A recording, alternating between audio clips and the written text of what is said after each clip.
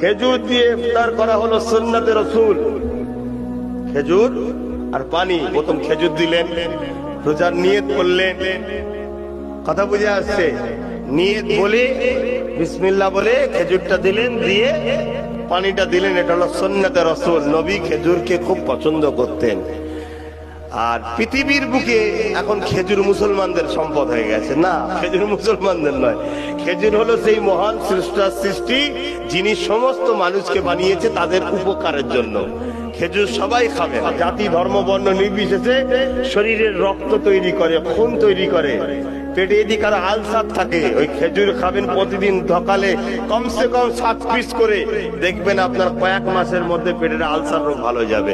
গ্যাসের যাদের সমস্যা আছে, প্রতিদিন সকালে উঠে প্রথম হালকা কুসুম পানি, তারপরেই খেজুর 7 পিস খাবেন, দেখবেন আপনার গ্যাস্ট্রিকের সমস্যা ভালো হয়ে গেছে।